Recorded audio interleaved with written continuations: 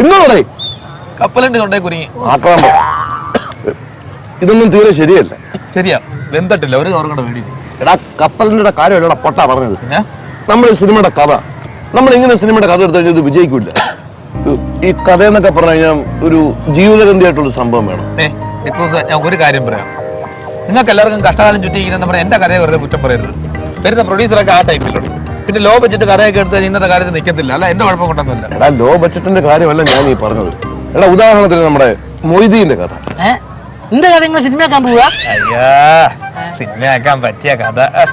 എടാ ഇത് കാഞ്ചനമാലയുടെ മൊയ്തീൻ. നിന്റെ കഥ സിനിമയാക്കല്ല, നിന്റെ സിനിമ കാർട്ടൂണാക്കിയാൽ പോലും പിള്ളേർ പോലും കാണത്തില്ല. എന്റെ സിനിമ കാർട്ടൂണാക്കി. എടാ അതുപോലെ നായകൻ, തമിഴിലെ നായകൻ എന്ന് പറഞ്ഞ സിനിമ കമലഹാസൻ സൂപ്പർ ഹിറ്റ് ആയിരുന്നു. അതൊരാളുടെ ജീവിതത്തെ കണ്ട് അദ്ദേഹത്തിന് ചുറ്റുപാടും പോയി എന്ന് പഠിച്ചിട്ടാണ് അവർ ആ സിനിമ ചെയ്തത്. പിന്നെ ഹിന്ദിയിലെ ദങ്കൽ, ഇതൊക്കെ ഓരോ ആൾക്കാരുടെ ജീവിത ചരിത്രമാണ്, മനസ്സിലായോ? അതുപോലെ ഒരു സിനിമയാണ് നമുക്ക് വേണ്ടത്. അങ്ങനെ വല്ല സിനിമ നിന്റെ ഉദ്ദേശത്തിലുണ്ടോ? നിനക്ക് അറിയാവുന്ന ആരെങ്കിലും ഉണ്ടോ? അങ്ങനെ പറഞ്ഞു കഴിഞ്ഞാൽ നമ്മളവിടൊക്കെ നിന്റെ അറിവിൽ ആരെങ്കിലും ഉണ്ടോ? അല്ല മൊയ്തീന്റെ അറിവിൽ ആരെങ്കിലും ഉണ്ടോ? എന്റെ അറിവിൽ ഇപ്പൊ അങ്ങനെ ഉണ്ടെന്നുണ്ടെങ്കിൽ പക്ഷെ നമുക്ക് നല്ലൊരു കഥ ഉണ്ടാക്കിയിട്ട് ആ സിനിമയ്ക്കൊരു ഒരാളുണ്ട്, കൃഷ്ണ കൈമൾ. അതെ, 23-ാം വയസ്സിലെ ഒരാളെ കൊന്ന് ജയിലിൽ പോയതാ. അതിലിപ്പോ എന്താ അത്ര വലിയ പ്രത്യേകത? ഇവിടെ 7-ാമത്തെ വയസ്സിന് 2 ആളെ കൊന്നിട്ട് ആൾക്കാർ ജയിലിൽ പോയി. അത് ചുമ്മാ ഒരാളൊന്നും അല്ല. ആ കൊലപാതകത്തിലെ കുറെ സെൻസേഷൻ ന്യൂസ് ഉണ്ടായിരുന്നു. അത് പല മാധ്യമങ്ങളും പുറത്തുവിട്ടു. പക്ഷെ അതിന്റെ സത്യാവസ്ഥ ആ ഒരു വേർഷൻ ആരും പറഞ്ഞിട്ടില്ല. അത് കൃഷ്ണ കൈമളിന് മാത്രമേ അറിയുള്ളൂ. അതിൽ ഇച്ചിരി പൊടിപ്പും തങ്ങലൊക്കെ വെച്ച് നിങ്ങൾ തുടങ്ങിയ നല്ല സ്റ്റോറി ആവും. സംഭവം കൊള്ളാം കേട്ടോ, സംഭവം ഓക്കെയാണ് ആണല്ലേ? അങ്ങനെയാണെങ്കിൽ ഒരു പണി ചെയ്യും. ഈ കൃഷ്ണ കൈമളുടെ വീട്ടിലെ ഒരു പണിക്കാരനെ അയച്ചാണ്ട് പോയിക്കോ. എന്നിട്ട് അയാളെ വീട്ടിലെ പണിയൊക്കെ എടുത്തുകാണ്ട് ആ കഥ എഴുതി നന്നായി പഠിച്ചിട്ടാണ്ട് എഴുതി. ശരിയാവോ?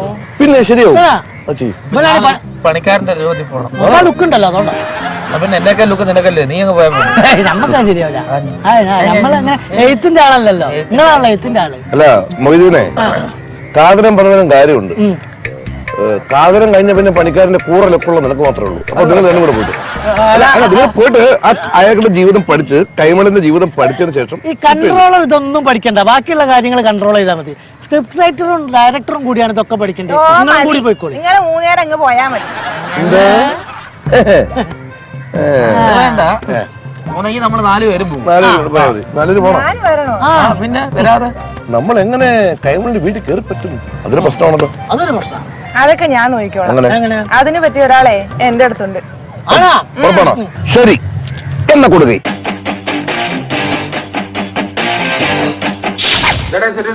നീ മൗനവ്രതത്തില്ല. എത്ര നേരമായിട്ട് ചോദിക്കുന്ന എന്താണ് പ്രശ്നമെന്ന്? കർത്താവെ, കാര്യം വേറൊന്നുമല്ല. കർത്താവർക്ക് അറിയാലോ, ഞാൻ അവള് ഒരു പാർട്ടിക്ക് വേണ്ടി പ്രവർത്തിച്ചവരാണ്, SSPക്ക് വേണ്ടി. അവരാണ് നമ്മുടെ കല്യാണം നടത്തി തന്നത്.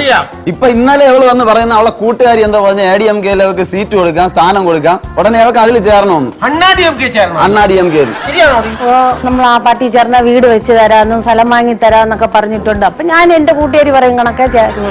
നിനക്ക് അണ്ണാ DMKയുടെ പ്രത്യയശാസ്ത്രം അറിയാമോ? എന്റെ കൂട്ടുകാരി എന്റെ തോഴിയാണ്. അപ്പൊ എന്റെ കൂട്ടുകാരി പറയാൻ കണക്കെ എനിക്ക് പറ്റുള്ളൂ. അവർക്ക് എല്ലാം കിട്ടിയെന്ന്, വീട് കിട്ടി, സ്ഥലം കിട്ടി എന്ന്. ഈ മനുഷ്യനാണെങ്കിൽ വീടും ഇല്ല, സ്ഥലവും ഇല്ല.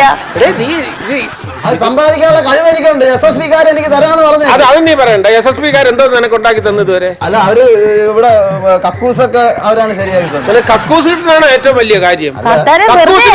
കക്കൂസിന് വേണ്ടിയാണോ നീ പാർട്ടി ചേർന്നത്? ലോകത്താദ്യമായിട്ടാണ് കേൾക്കുന്നത് ഒരു പ്രത്യേക ശാസ്ത്രത്തിന് വേണ്ടി അധ്വാനിക്കുന്ന ജനവിഭാഗം ഇതവൻ പറയാ കക്കൂസിന് വേണ്ടി SSP ചേർന്നത്. നാണക്കേടല്ലേടാ ഇത്? SSPക്കാർക്ക് തന്നെ നാണക്കേടല്ലേടാ? ഉടനെ തരാന്ന് പറഞ്ഞു. കക്കൂസ അല്ല, വീടിന്റെ അടുത്ത് വീട് വേറെ തരാന്ന് പറഞ്ഞു. കക്കൂസ് സെപ്പറേറ്റ്, വീട് സെപ്പറേറ്റ്. അങ്ങനെ അല്ലേ?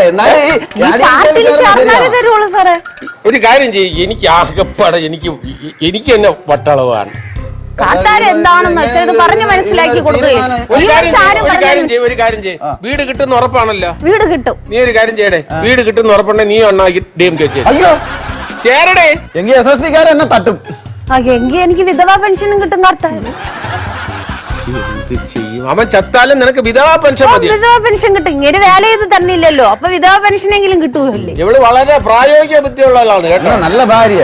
അവർക്ക് വീട് വേണം. അതിന് അണ്ണാ DMK ലോകത്തുള്ള ഏത് പാർട്ടിയിൽ ചേരാൻ നീ തയ്യാറാണ്. അപ്പൊ വ്യക്തത ഉണ്ടേ, നിന്നെ പോലെയല്ല ഇങ്ങനെ ആടിയാടി നടക്കല്ല. നീ കറക്റ്റാ. ഈ വീട് തരണ പാർട്ടിയുടെ കൂടെ ചേർന്നോ? അത് ഏത് പാർട്ടി ആണെങ്കിലും ഒരു കുഴപ്പം. ഓക്കെ, ശരി ശരി ശരി, ചെല്ലു ചെല്ലു. ഇതാണ് തീരുമാനം. ശരിയാക്കി തരാടി കേട്ടാ. നീ വീട്ടിലോട്ട് തന്നെയല്ലേ വരണം, അവിടെ ഞാനാണ് മന്ത്രി കേട്ടാ. വാ.